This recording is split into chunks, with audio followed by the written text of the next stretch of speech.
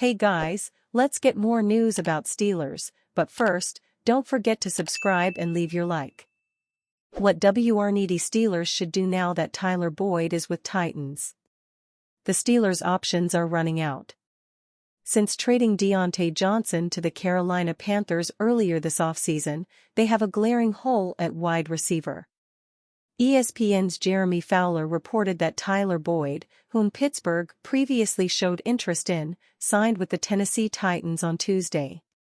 Boyd joins the growing list of playmakers to find new homes shortly after the 2024 NFL Draft, leaving only a few remaining options for the Steelers. A trade remains Pittsburgh's best option, and following Tennessee's addition of Boyd to its wide receiver room, which was already highlighted by Calvin Ridley and DeAndre Hopkins, Burke seems to be the odd man out. The number 18 overall pick in 2022 has underwhelmed through his first two seasons, posting just 49 catches for 665 yards and one touchdown.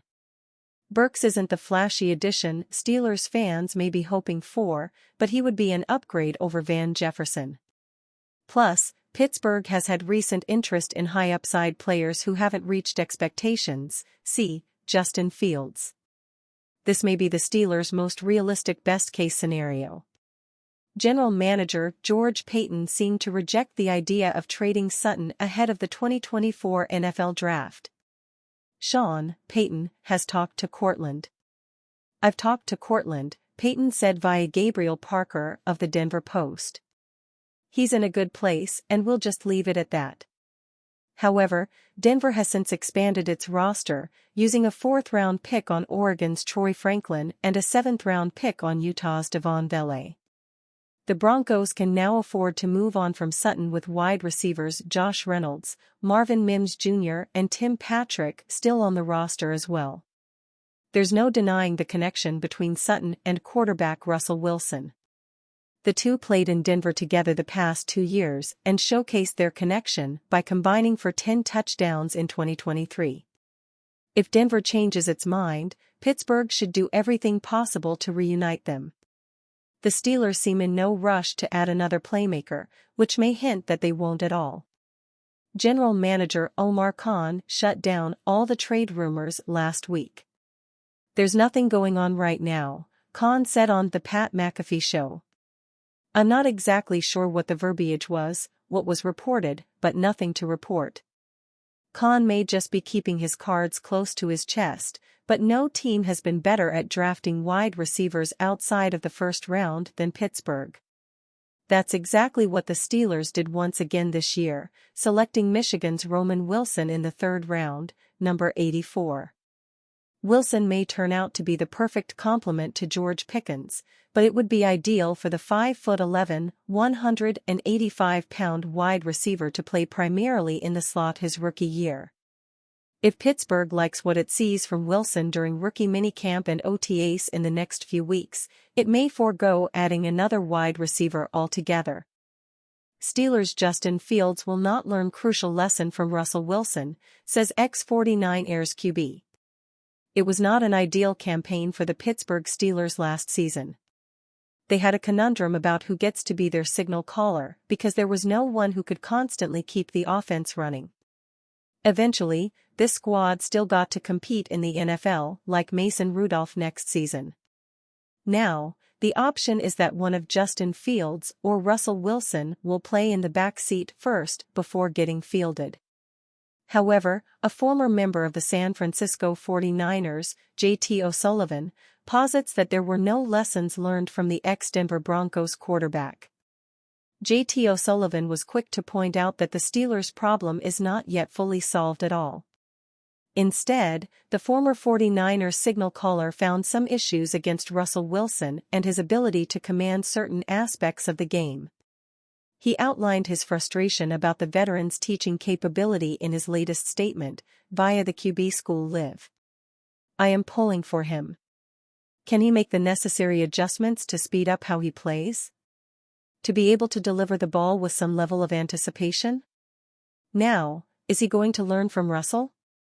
I don't think so. I don't think Russell Wilson plays with a bunch of anticipation, the ex-49ers player said. Justin Fields and Russell Wilson will definitely have to compete for the Steelers' starting quarterback position. But it looks like the veteran quarterback might be given the role because of his age and contract. The problem with this is that it is unclear how the former Chicago Bears signal caller could be able to make his way back into the starting rotation. He obviously cannot just be sitting around without any experience in the gridiron. Hopefully, the Steelers will be able to figure this problem raised by JT O'Sullivan out. This is so that they no longer have to keep searching for answers at quarterback. Wilson is bringing in a veteran acumen that not a lot of signal callers in the league can boast about.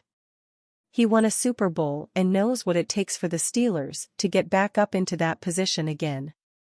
However, his performance with the Broncos was quite concerning at the end.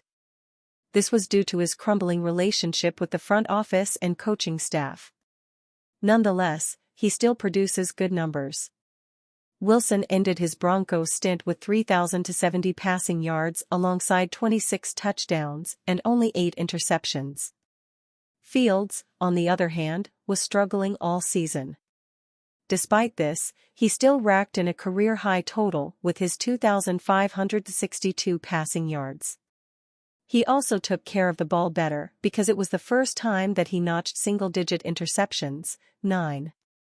Lastly, his pace when it came to leading the Bears into the end zone was fairly the same.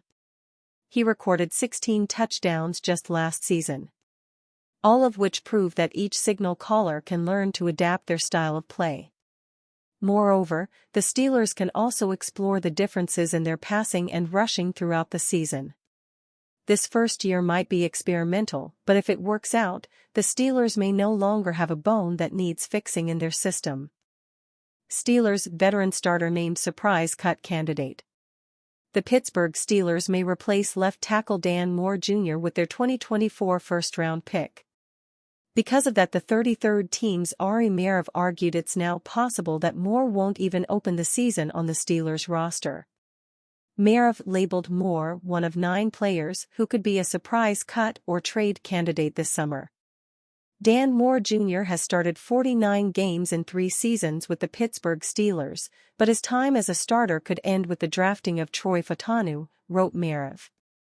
Moore had his fair share of struggles, but Pittsburgh could consider keeping him as a reserve option. He's entering the final year of his rookie contract.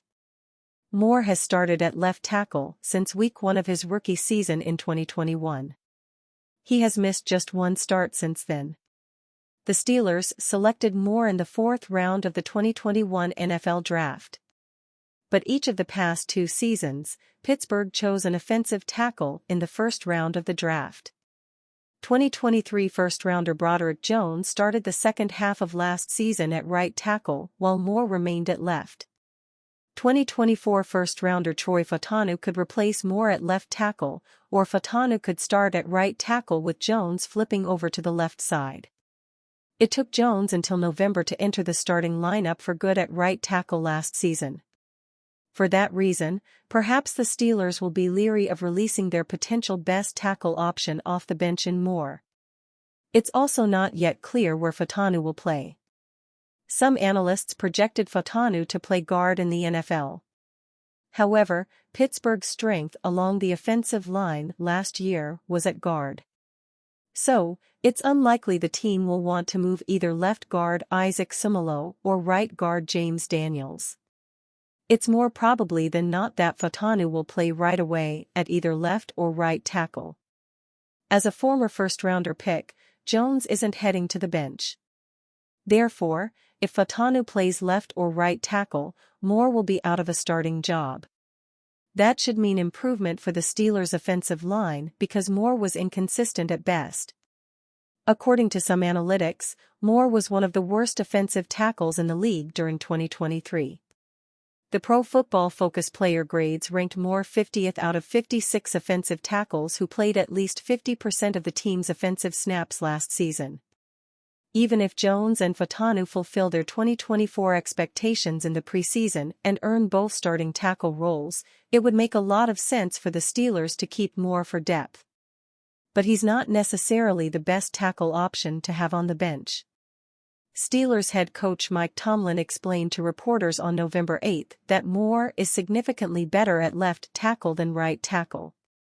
Judging by the fact Moore hasn't performed well at left tackle according to some metrics, the Steelers probably don't want to see Moore have to play on the right side.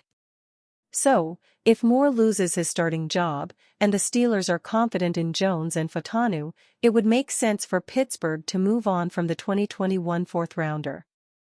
And you fan? What do you think of the situation of Dan Moore Jr.? Leave your opinion in the comments.